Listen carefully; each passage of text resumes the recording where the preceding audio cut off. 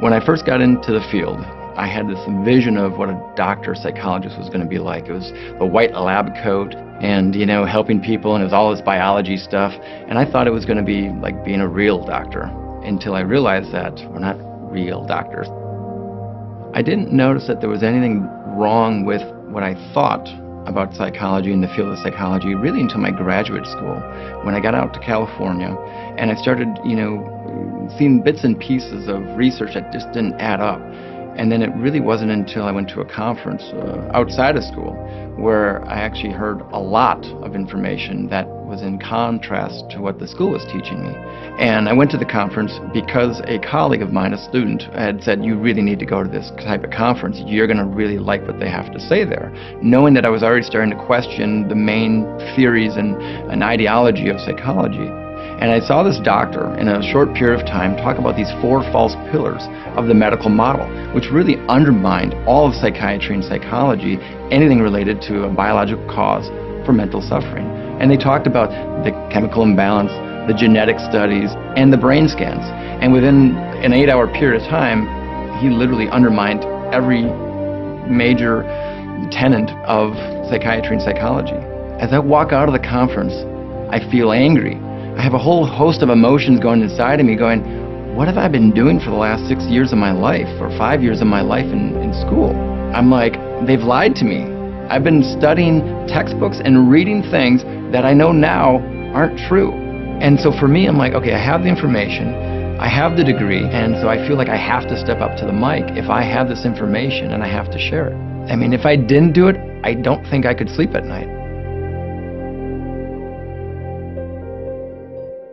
Psychiatry has not only misled the general public, but psychiatry in general and the pharmaceutical industry has misled the media, the politicians, legislation.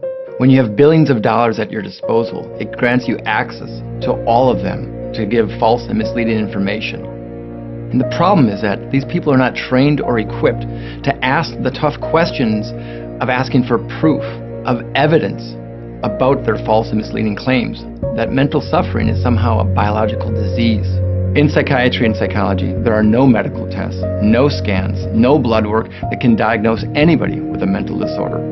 When they come up with a diagnosis, they literally do it by a show of hands, based on a vote. That is totally unlike any true medical illness where people have true physiological tissue damage or there is an actual test to verify whether somebody has a medical condition or that they don't. If you have diabetes, you have it in every country around the world. If you have cancer, they can take it out of you and hold it and feel it. When you have ADHD, you can't hold it, you can't touch it, you can't see it. There's no way to medically verify it. It is a socio-cultural phenomena. If we like it or we don't like it, we can either label it or not label it. That is not a true medical condition. Definitely not a brain disease. We now have 1 in 5 individuals in America taking a psychiatric drug, only to find that these people taking these drugs now are causing more crime, having more disability, increasing more problems, suicide, homicide. Our culture is not looking at the problem that the medications and the diagnosing and the medicalizing of normal behaviors is making us worse. I can remember not that long ago when we used to have a war on drugs and everybody was supposed to stop taking drugs, and they lost that war because they couldn't control it. But then something interesting happened. All of a sudden the market got flooded by psychiatric drugs, which aren't that much different than the illegal drugs. And interestingly, the street drug dealer and the psychiatrist aren't all that much different, except for the fact that the street drug dealer won't tell you that you have a chemical imbalance. The street drug dealer is not going to tell you that you need to take his drugs, his cocaine. He's not going to tell you you have a cocaine deficiency. The psychiatrist, he's going to lie to you most of the time and tell you that you need the drug, that it's not going to be harmful to you, it's not going to be addictive, and that it's going to help correct some sort of chemical imbalance or genetic defect. In that case, for that type of psychiatrist, the street drug dealer is more ethical. And I'm not anti-med, I'm anti-misleading people. Let's not lie to people about it. Let's not pretend that this is medicine. Let's not pretend that this is going to correct something or somehow it's a treatment. This isn't a treatment, this is a drug. Just like any other drug, it's going to mess you up, it's going to screw you up.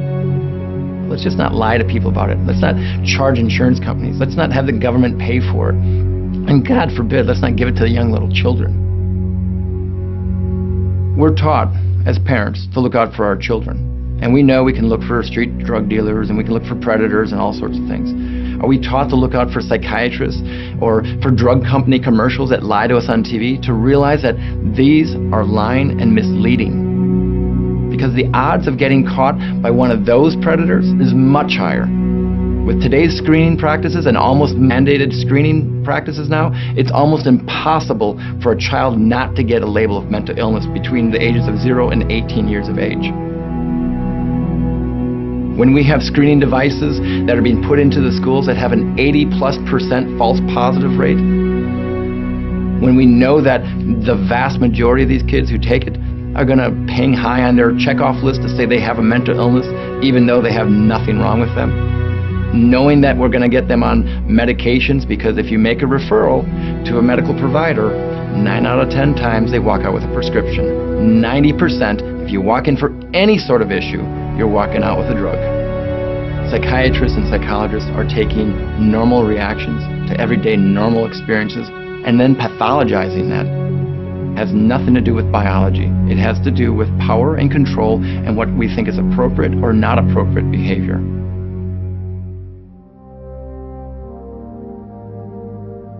I didn't choose this career path. I didn't wake up one day and say, gee, I can't wait to go up against drug companies and psychiatrists and court systems and CPS, Child Protective Services. I didn't choose this. It chose me.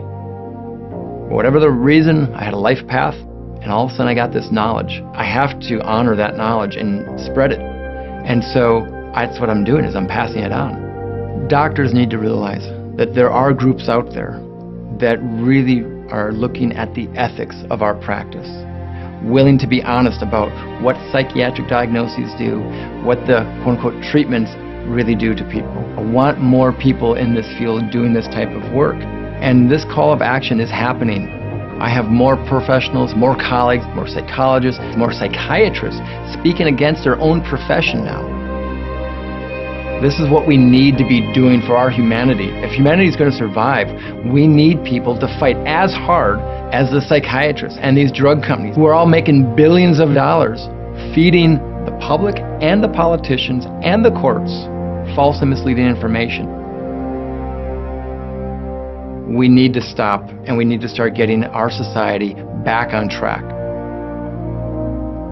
What I'd like to see happen would be the American Psychiatric Association sued for presenting false and misleading information to the general public, which is leading to harm of millions of children and adults across our country. By labeling people, we're stigmatizing people.